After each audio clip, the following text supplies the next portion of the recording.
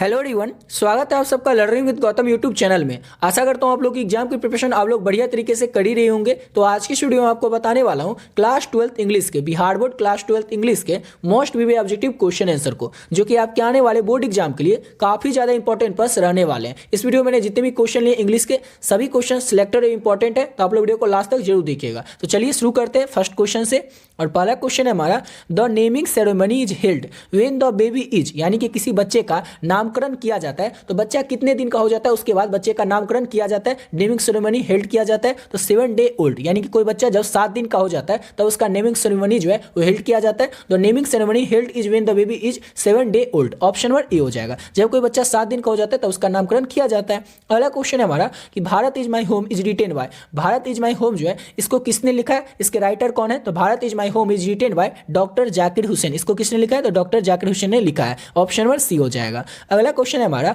कि idea that have help mankind is written bye, यानी कि idea that have help Mankind जो है इसके लेखक कौन है, इसको किसने लिखा है? इसको बर्टन रसल ने लिखा है, ऑप्शन नंबर ए हो जाएगा। Idea that have help mankind is written by Bertrand Russell, option number A हो जाएगा। अगला क्वेश्चन करते हैं, नेक्स्ट क्वेश्चन हमारा, dash went to the minister in Jodhpur court, यानी कि कौन जो है वो जाते हैं मिनिस्टर से मिलने के लिए जोधपुर कोर्ट में, कौन जाते हैं? तो मनोहर मांगलोकर जाते हैं, ऑप्शन नंबर ए हो जाएगा। Manohar Mangalokar went to the minister in Jodhpur court, option number A हो जाएगा। नेक्स्ट क्वेश्चन है हमारा, Burton Russell was a philosopher and a dash, यानी कि बर्टन रसल जो है फिलोसोफर तो है ही, लेकिन साथ ही साथ वो क्या है? तो साथ ही साथ मैथमेटिशियन भी है, यानी कि ऑप्शन नंबर सी हो जाएगा। Bertrand Russell was a philosopher and a mathematician, option number C हो जाएगा। नेक्स्ट क्वेश्चन है हमारा, how free is the press is written by, how free is the press जो चैप्टर है इसके लेखक कौन है, इसको किसने लिखा है? तो how free is the press is written by Dorothy L Sayers, यानी कि ऑप्शन नंबर सी हो जाएगा। डॉर्थी एल सेयर्स ने how free is the press chapter को लिखा है, यानी कि इसके राइटर है, ऑप्शन नंबर सी हो जाएगा। अगला क्वेश्चन है कि doctor Zakir Hussain had also served as the governor of, यानी कि डॉक्टर जाकिर हुसैन जो थे वो कहाँ के गवर्नर बने? देखिए प्रेसिडेंट तो थे डॉक्टर जाकिर हुसैन, लेकिन प्रेसिडेंट बनने से पहले वो कहाँ के गवर्नर भी रह चुके थे? तो बिहार के, ऑप्शन नंबर सी हो जाएगा। Doctor Zakir Hussain had also served as the governor of Bihar, option number C हो जाएगा। गवर्नर किसको कहते हैं? तो राज्यपाल को कहते हैं। अगला क्वेश्चन है हमारा, dash is known as the father of nation और बापू, यानी कि कौन जो है वो फादर ऑफ नेशन राष्ट्रपिता या फिर बापू के नाम से जाने जाते हैं? तो इसका आंसर आप लोग को ऑलरेडी पता ही हुआ कि Mahatma Gandhi is known as the father of nation and और बापू, ऑप्शन नंबर ए हो जाएगा महात्मा गांधी। अगला क्वेश्चन है हमारा कि dash is a humorous story, यानी कि कौन सा जो स्टोरी था वो ह्यूमरस स्टोरी था? ए पिंच ऑफ स्नफ, यानी कि एक चुटकी खैनी जो स्टोरी था जिससे कि लेखक है मनोहर मांगलोकर, ये एक ह्यूमरस स्टोरी था, ह्यूमरस कहानी था, यानी कि ऑप्शन नंबर बी हो जाएगा। A pinch of snuff is a humorous story, option number B हो जाएगा। नेक्स्ट क्वेश्चन है हमारा कि according to Pearl's S Buck main quality of the leader is, यानी कि अकॉर्डिंग टू, यानी कि पॉल एस बक जो है इनके मुताबिक एक जो क्वालिटी होना चाहिए लीडर में वो कौन सा क्वालिटी होना चाहिए? तो कौन सा क्वालिटी होना चाहिए? तो सेल्फनेस होना चाहिए, ऑप्शन नंबर ए हो जाएगा। According to Paul S Buck main quality of leader is selfness, option number A हो जाएगा। नेक्स्ट क्वेश्चन है हमारा, are K Narayan has written the, यानी कि आर के नारायण ने किस चैप्टर को लिखा है? तो द गाइड चैप्टर को, ऑप्शन नंबर बी हो जाएगा। आप लोग सोच रहे होंगे कि ये चैप्टर तुम्हारे बुक में है ही नहीं, लेकिन जैसे आप लोग राइटर का जो इंट्रोडक्शन है, लेखक परिचय है, उसको पढ़िएगा तो उसमें दिया हुआ है कि R K Narayan has written the guide chapter, option number B हो जाएगा। अगला क्वेश्चन हमारा, Anton Chekhov began his career by writing, यानी कि एंटोन चेखव जो थे वो अपने कैरियर को शुरुआत करते हैं तो किस लेखन से शुरुआत करते हैं, किस क्या चीज लिख करके वो अपनी कैरियर की शुरुआत करते हैं एंटोन चेखव? तो कॉमिक स्केच लिख करके, ऑप्शन नंबर सी हो जाएगा। Anton Chekhov began his career by writing comic sketch, option number C हो जाएगा। अगला क्वेश्चन है, doctor Zakir Hussain delivered his speech in, यानी कि डॉक्टर जाकिर हुसैन जो थे वो अपना स्पीच जो डिलीवर करते हैं वो कब देते हैं अपना स्पीच को? 1967 में, 1967 में, ऑप्शन नंबर सी हो जाएगा। Doctor Zakir Hussain delivered his speech in 1967, option number C हो जाएगा। नेक्स्ट क्वेश्चन है, civilisation in the state of development of, तो पीपुल के लिए था, ऑप्शन नंबर ए हो जाएगा। Civilisation in the state of development of people, option number A हो जाएगा। और देखिए अभी तक आप लोग भी इस पीडीएफ को नहीं लिए तो आप लोग इस पीडीएफ को ले सकते हैं, ऑलरेडी बहुत सारे बच्चे जो इस पीडीएफ को ले लिए, जो भी बच्चे इस पीडीएफ को ले लिए वो थोड़ा वीडियो को स्किप करके थोड़ा आगे से देख लीजिएगा। जो लोग अभी तक इस पीडीएफ को नहीं लिए उनको बता देते इस पीडीएफ को लेना किस तरह से और इस पीडीएफ में आपको क्या क्या मिलेगा। तो आपका जो भी सब्जेक्ट हो, एक और चीज आपको पहले बता देते, इसमें आपको आर्ट्स का पीडीएफ मिलेगा, साइंस का पीडीएफ नहीं मिलेगा। अगर आप लोग साइंस वाले स्टूडेंट होंगे तो आप लोग सिर्फ हिंदी और इंग्लिश का पीडीएफ ले सकते हैं। पहले बता देते हैं ये आर्ट्स का पीडीएफ है, कई बच्चे मैसेज करने लगते हैं कि साइंस का सर पीडीएफ मिलेगा, तो साइंस का पीडीएफ मेरे पास नहीं है। हाँ, आप लोग हिंदी और इंग्लिश का चाहें तो साइंस में भी तो वही क्वेश्चन रहता है, तो हिंदी और इंग्लिश का पीडीएफ आप लोग ले सकते हैं साइंस या कॉमर्स वाले स्टूडेंट होंगे तो। लेकिन अगर आप आर्ट्स के स्टूडेंट होंगे तो आपको लोगों का जो भी सब्जेक्ट होगा ना, जो भी 10 इसी 10 में से आपका कोई 5 सब्जेक्ट होगा, चाहे आपका वो 5 सब्जेक्ट कुछ भी हो सकता है, चाहे आपका 5 सब्जेक्ट में हिंदी हो, हिस्ट्री हो, पॉलिटिकल साइंस हो, इंग्लिश हो, ज्योग्राफी हो, म्यूजिक हो, होम साइंस हो, साइकोलॉजी हो, सोशियोलॉजी हो, इकोनॉमिक्स हो, इसी 10 में से कोई आपका 5 सब्जेक्ट होगा। इस पांचों सब्जेक्ट का जो पीडीएफ है वो आप लोग ले सकते हैं, और पीडीएफ का जो प्राइस है वो सिर्फ और सिर्फ 25 रुपये रखें। 25 रुपये आप लोग के लिए रखें, ताकि हर एक बच्चा इस पीडीएफ को अफोर्ड कर सकेगा। किसी के पास ऐसा एक्सक्यूज नहीं होगा कोई पीडीएफ को नहीं ले सकता है। हर एक बच्चा इस पीडीएफ को अफोर्ड कर सके, ले सके, और अपने आने वाले बोर्ड एग्जाम में अच्छे से अच्छे तैयारी कर सके। इसलिए इस पीडीएफ का जो प्राइस है वो 25 रुपये ही रखें। अब बहुत सारे बच्चे पूछने लगते हैं कि एक सब्जेक्ट का 25 रुपये है कि सभी सब्जेक्ट का पीडीएफ का प्राइस 25 रुपये है। तो सभी सब्जेक्ट का नहीं, जो भी आपका 5 सब्जेक्ट हो ना, ऐसा नहीं कि 10 सब्जेक्ट का पीडीएफ आपको मिल जाएगा 25 रुपये। आप 10 सब्जेक्ट का लेके भी क्या करेंगे, आपका जो 5 सब्जेक्ट होगा ना, हिंदी इंग्लिश होगा और 3 और कोई सब्जेक्ट होगा, किसी किसी का एक्स्ट्रा में रहता है। तो चलिए इस 5 या 6 सब्जेक्ट जो भी आपका होगा, उस 5-6 सब्जेक्ट का पीडीएफ का प्राइस 25 रुपये है। ऐसा नहीं कि एक सब्जेक्ट का पीडीएफ का प्राइस 25 रुपये, समझ गए ना। पांचों सब्जेक्ट का जो पीडीएफ आप लीजिएगा उसका प्राइस जो है 25 रुपये है। अब आपके मन में होगा कि टाइम तो बीत चुका है, लेकिन हम लोग इसको तैयारी किस तरह से करेंगे, तो आप लोग को बता देते हैं कि इस पीडीएफ को लेकर के आप लोग बहुत ही कम समय में अच्छे तैयारी कर सकते हैं। अगर आपके पास 8 से 10 घंटा है ना, तो आप लोग एक सब्जेक्ट को तैयार कर सकते हैं। सिर्फ 8 से 10 घंटा में एक सब्जेक्ट को तैयार कर सकते हैं, समझ गए ना। अब जितना सब्जेक्ट है, हर एक सब्जेक्ट पर लोग 8 से 10 घंटा दीजिए तो आपका पूरा सब्जेक्ट कंप्लीट हो जाएगा। अब आप किसी भी तरीके से दे सकते हैं। अगर आपका मन होगा कि आज ही पूरा 8 से 10 घंटा पढ़ करके एक साथ एक सब्जेक्ट को कंप्लीट कर देंगे, तो आप लोग लगातार 8 से 10 घंटा पढ़ लीजिए। आपका मन होगा कि हम एक दिन में 1 घंटा पढ़ेंगे, रोज 8 दिन तक 8 घंटा पढ़ेंगे, तो 8 दिन में कंप्लीट कीजिए। वो आपके ऊपर निर्भर करता है कि आप कैसे पढ़ते हैं। लेकिन 8 से 10 घंटा अगर आप लोग देते हैं ना, तो आपके आने वाले बोर्ड एग्जाम आपके बहुत ही अच्छे नंबर आएंगे। एक जो भी सब्जेक्ट में आप लोग दीजिएगा, तो हर एक सब्जेक्ट में आप लोग 8-8 घंटा दे देते हैं, तो आपके हर एक सब्जेक्ट में अच्छे नंबर आएंगे। अब आपके मन में होगा कि जो क्वेश्चन है इसको हम 8 से 10 घंटा में किस तरह से तैयार करेंगे, तो भी आपको बता देते हैं। जैसे आप लोग इंग्लिश का पीडीएफ लीजिएगा तो इसमें आपको ऑब्जेक्टिव क्वेश्चन 450 मिलेगा और सब्जेक्टिव क्वेश्चन आंसर भी मिलेगा। इसके साथ अगर आप लोग जैसे पॉलिटिकल साइंस भी होगा ही, या किसी का हिस्ट्री होगा, या किसी का होम साइंस होगा, तो जो भी आपका सब्जेक्ट होगा ना, हर एक सब्जेक्ट पे आपको क्या करना है, हर एक सब्जेक्ट में ज़्यादा चैप्टर है नहीं, जो भी चैप्टर है थोड़ा इसमें जो क्वेश्चन थोड़ा ज़्यादा है होम साइंस में। होम साइंस के लिए पहले आपको बता देते, इसको आप लोग सिंपल सा क्वेश्चन इसमें रहता है, सभी क्वेश्चन आपको पता ही रहता है, इसको आप लोग समझते हुए आगे बढ़ते जाएगा तो आपको तैयार हो जाएगा। इसमें हम जैसे बता देते इंग्लिश का 450 ऑब्जेक्टिव क्वेश्चन आप लोग कैसे तैयार कीजिएगा बहुत ही कम समय में। कितना क्वेश्चन है, 450 ऑब्जेक्टिव है। इसमें जो क्वेश्चन जितना है सभी क्वेश्चन इंपॉर्टेंट ही है। इसी में से आपके एग्जाम में जो भी क्वेश्चन आएंगे 99% क्वेश्चन जो होगा इसी में से आपको देखने को मिलेगा। अब तैयार किसके कैसे करना है वो सब छोड़ते हैं, बताते कि तैयार जल्दी से जल्दी आप कैसे इसको कर सकते हैं। इसमें जितना क्वेश्चन है इसको हर एक चैप्टर, जैसे अगर 10 चैप्टर 11 चैप्टर है आपके प्रोज सेक्शन में और पोएट्री सेक्शन में 10 चैप्टर, टोटल चैप्टर कितने में 21 चैप्टर हुआ। अब 21 चैप्टर को आप लोग कंप्लीट कैसे कीजिएगा, तो हर एक चैप्टर पर आप लोगों को सिर्फ और सिर्फ 15 मिनट देना ऑब्जेक्टिव के लिए, सिर्फ और सिर्फ 15 मिनट। जितना क्वेश्चन है ना एक चैप्टर में वो 20-25-30 ही क्वेश्चन एक चैप्टर का इंपॉर्टेंट ऐड किए हुए पीडीएफ में। हर एक जब 20-30 क्वेश्चन है 15 मिनट दीजिए, 20 मिनट दीजिए, एक चैप्टर पे आपका पूरा कंप्लीट हो जाएगा। अगर आप लोग चाहें तो 1 घंटा में 4 चैप्टर कंप्लीट कर सकते हैं। 1 घंटा में अगर 4 चैप्टर कंप्लीट होता है तो 2 घंटा में कितना हो जाएगा, 8 का चैप्टर कंप्लीट हो जाएगा। एक दिन में आप लोग 8 चैप्टर कंप्लीट कर लेते हैं, 2.5 घंटा पढ़ ही लेते हैं, तो एक दिन में आप लोग प्रोज सेक्शन और एक दिन में आप लोग पोएट्री सेक्शन को कंप्लीट कर सकते हैं। यानी कि 2 दिन में सिर्फ आप लोग इंग्लिश का कंप्लीट कर सकते हैं ऑब्जेक्टिव को। अब बचा सब्जेक्टिव का बात, और एक और चीज इसमें होता है, इसमें क्या होता है, एस्से भी आता है, लेटर भी आता है, तो वो किस तरह से लेना है तो वो टेंशन आप लोग भूल ही जाइए। हम आपको बस 5 एस्से का टॉपिक बताएंगे, उस 5 एस्से का टॉपिक अगर आप लोग कर लीजिएगा ना, और वो भी बता दीजिए किस तरह से लिखना है, कोई याद वाद करने वाला झमेला नहीं।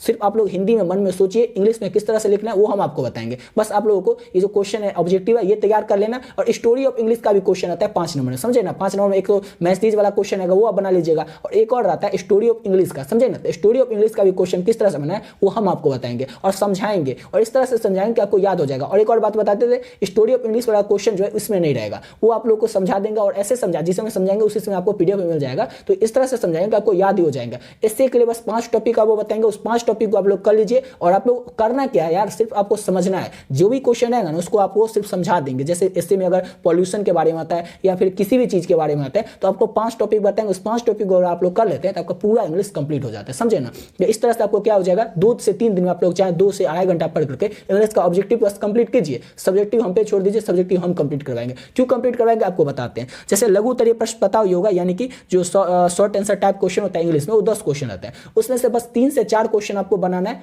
तो जिसमें आपको बनाना 5 रहता है, लेकिन आपको बनाना कितना है तो सिर्फ 3 ही बनाना है। और बताते हैं उसमें जो स्टोरी ऑफ इंग्लिश का जो क्वेश्चन आता है ना, वो क्वेश्चन किताब से जो क्वेश्चन पूछा जाता है वो पूरे 21 जो चैप्टर 21 चैप्टर से कहां से पूछ देगा कुछ फिक्स नहीं रहता है। इसलिए आपको बता देंगे कि कौन कौन सा 5-7 क्वेश्चन है वो सब्जेक्टिव क्वेश्चन में ऐड कर दिए, समझे ना। ऐड कर दिए क्वेश्चन सब जो इंपॉर्टेंट है वो आपको करना है। अब जो बचा स्टोरी ऑफ इंग्लिश, तो स्टोरी ऑफ इंग्लिश का ना फिक्स ही रहता है, 10 गो क्वेश्चन है है ना, वो 10 को क्वेश्चन कर लीजिए, उसी 10 को में से फिक्स है कि 3 को क्वेश्चन आपका रहेगा, 3 को फिक्स है क्वेश्चन रहेगा, तो 2 को आप लोग किसमें बनाएगा, तो 2 को इसमें, 3 को आप लोग जो सब्जेक्टिव क्वेश्चन रहेगा इसमें 10 क्वेश्चन रहेगा, 5 बनाना है, तो आप लोग क्या कीजिएगा, बुक से 3 क्वेश्चन आपको बनाना है, वो भी हम बता देंगे कौन कौन सा बनाना है, और 2 क्वेश्चन आप लोग स्टोरी ऑफ इंग्लिश का बना लीजिए, और 1 क्वेश्चन आपको बनाना है जो 5 नंबर में रहता है, समझा ना, और किस तरह से क्वेश्चन सब पूछा जाता है वो भी आपको बता देंगे, वो आप समझ जाएगा। इसमें ज्यादा डिटेल में नहीं बात करते हैं, वो वीडियो में बताएंगे जिस समय सब्जेक्टिव क्वेश्चन करवाएंगे, लेकिन इतना बता देते हैं अगर आप लोगों के पास 5 से 6 घंटा है ना, तो आप लोग इंग्लिश को अच्छे से तैयार कर सकते हैं, और भी सब्जेक्ट के लिए आप लोग 7-8 घंटा 10 घंटा दीजिएगा, आपका पूरा सब्जेक्ट तैयार होगा बहुत ही कम समय। आपके पास अगर 4-5 दिन टाइम बचा हुआ है ना, तो आप बहुत ही अच्छे नंबर ला सकते हैं। कैसे ला सकते हैं, तो इस पीडीएफ को पढ़ करके, तो इस पीडीएफ में जितना भी इंपॉर्टेंट क्वेश्चन था ना वही सब ऐड किए हैं। अगर आप लोग इस पीडीएफ को पढ़ लेते हैं तो इसके अलावा आपको कुछ भी पढ़ने का जरूरत नहीं है, जो भी इंपॉर्टेंट क्वेश्चन है सब इसमें ऐड कर दिया। आपके आने वाले बोर्ड एग्जाम में जो भी 99% क्वेश्चन आएगा वो इसी पीडीएफ से देखने को आप लोगों को मिल जाएगा। आप लोग अगर आप पूरा तैयारी कर भी लिए, कोई ऐसा बच्चा होगा जो पूरा सिलेबस एकदम कंप्लीट कर चुका होगा, तो उन लोगों के लिए बता देते हैं कि उन लोग इस पीडीएफ को पढ़ करके कैसे अपना अच्छा नंबर ला सकते हैं। अब आप लोग जो ऐसे बच्चे होंगे जो पूरा सिलेबस कंप्लीट कर चुके हैं, तो वो क्या कीजिएगा, इस पीडीएफ को लेकर के रिवीजन कर सकते हैं कि उनका कितना क्वेश्चन बनता है कि नहीं बनता है, वो लोग चेक कर सकते हैं, खुद से अपने आप को एनालाइज कर सकते हैं कि उनसे क्वेश्चन बन रहा है या नहीं बन रहा है, क्योंकि इसमें उसी लेवल के क्वेश्चन ऐड किए गए जो कि आपके आने वाले बोर्ड एग्जाम के लिए इंपॉर्टेंट है, तो आप लोग चेक कर सकते हैं। जो लोग कुछ नहीं पढ़ेंगे, थोड़ा बहुत पढ़े, तो उनके लिए तो हम पहले बता देते हैं, इंग्लिश पर आप लोग बस 4 से 5 घंटा दीजिए, ऑब्जेक्टिव आपका कंप्लीट, सब्जेक्टिव आपका कंप्लीट, और बचा लेटर, उसके बाद एस्से, और एक बार बच गया स्टोरी ऑफ इंग्लिश, ये हम पे छोड़ दीजिए। बस 3 या 4 वीडियो में आप लोगों को पूरा कंप्लीट करवा देंगे, जो क्वेश्चन बताएंगे उसी में से आएगा। आप पूछेगा कि इतना हम फिक्स के साथ कैसे बोले कि जो हम बोलेंगे वही आएगा, तो आप लोग पिछला साल का जैसे ही क्वेश्चन देखिएगा ना, तो स्टोरी ऑफ इंग्लिश वाला क्वेश्चन आप लोग एक चीज जरूर गौर कीजिएगा कि हर एक साल एक 10 क्वेश्चन फिक्स है, उसी 10 क्वेश्चन के अंदर से हर एक साल क्वेश्चन को रिपीट करके क्वेश्चन पूछा जाता है।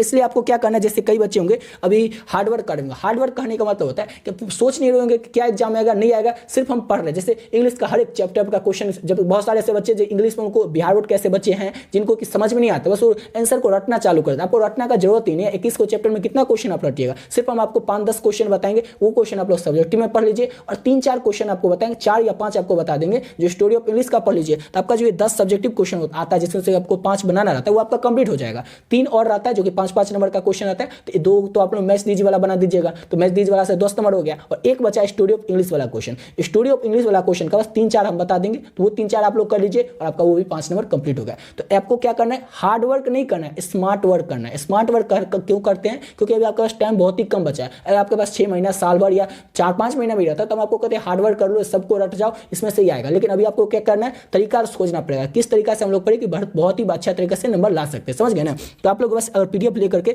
इंग्लिश पे, अगर इंग्लिश के लिए एक बता रहे एग्जाम्पल के तौर पर बता रहे, वैसे आप लोगों को हर एक सब्जेक्ट का पीडीएफ मिल जाएगा, पहले बता देते। अगर आप लोग हिस्ट्री का लेते तो हिस्ट्री का अलग वीडियो में बता चुके हैं, ज्यादा बताएंगे वीडियो लंबा हो जाएगा। तो जैसे इंग्लिश का लीजिएगा ना, तो 4 घंटा आप लोग सिर्फ इंग्लिश पे दीजिए या 5 घंटा। अब किस तरह से देना वो आप लोग के मन में है कि 1 घंटा रोज पढ़िए, रोज एक ही दिन में 5 घंटा पढ़ लीजिए, आपका ऑब्जेक्टिव और सब्जेक्टिव कंप्लीट, और 3 या 4 वीडियो आएगा इंग्लिश का, और उसमें आपका पूरा कंप्लीट करवा देंगे सिलेबस, और उसके बाद आपका 95% क्वेश्चन जो आएंगे जो हम बता रहेंगे उसी में से आएगा, समझ गए ना। क्योंकि आप लोग स्टोरी ऑफ इंग्लिश का जो क्वेश्चन देखिएगा तो हर एक साल पिछला साल वाला ही क्वेश्चन पूछा जाता है। तो आप लोग इस पीडीएफ को ले सकते हैं, ऑलरेडी बहुत सारे बच्चे जो इस पीडीएफ को ले चुके हैं और बता ही देते हैं किस तरह से लेना है।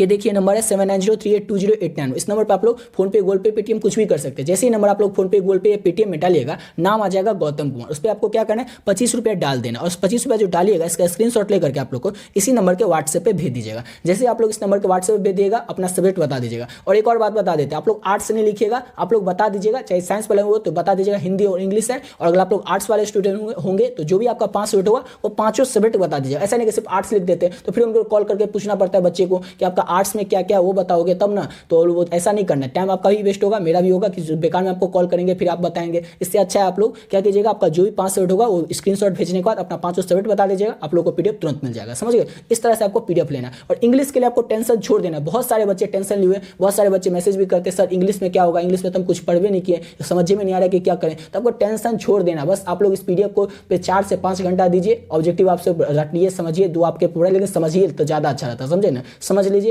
उसके बाद आपका सब्जेक्टिव का जिम्मेदारी हम लेते हैं, क्योंकि हम जो बताएंगे उसी में से आएगा। क्योंकि पिछला साल का क्वेश्चन आपको एनालाइज अगर कीजिएगा ना तो खुद भी आप अंदाजा लगा सकते हैं इस साल कौन सा क्वेश्चन पूछा जाएगा, समझ गए। तो सब्जेक्टिव हम बताएंगे, ऑब्जेक्टिव बस आप कीजिए, 4 से 5 घंटा दीजिए, और सब्जेक्टिव भी आपको पीडीएफ मिलेगा। ऐसा नहीं कि सब्जेक्टिव का पीडीएफ नहीं मिलेगा, सब इंग्लिश में सब्जेक्टिव का भी पीडीएफ मिलेगा। तो इसमें बहुत ही कम क्वेश्चन है, समझ गए ना, जितना इंपॉर्टेंट है वही इसमें ऐड किया, ऐसा नहीं कि सब ऐड कर दिए, जो इंपॉर्टेंट है सब उसी में वही ऐड किया, समझ गए। तो आप लोग इस पीडीएफ को ले सकते हैं, ऑलरेडी सैकड़ों बच्चे जो इस पीडीएफ को ले चुके हैं, आप लोग भी ले सकते हैं। तो चलते अब बढ़ते हैं अपने अगले क्वेश्चन। नेक्स्ट क्वेश्चन है हमारा कि गांधी जी वेंट टू चंपारण। गांधी जी जो है चंपारण में कब जाते हैं? तो 1917 में जाते हैं, 1917 में जाते हैं। Gandhi ji went to Champaran in 1917। अगला क्वेश्चन है हमारा the second important person Nannu Kaka has plan to meet was, यानी कि कौन वो सेकंड इंपॉर्टेंट पर्सन रहते हैं जिससे कि नन्नू काका प्लान करते हैं मिलने का? तो द वेलफेयर मिनिस्टर से। ऑप्शन 1 ये हो जाएगा, the second important person Nannu Kaka has plan to meet was the welfare minister. अगला क्वेश्चन है हमारा कि Nobel prize for peace was given to Martin Luther King junior in, यानी कि मार्टिन लूथर किंग जूनियर को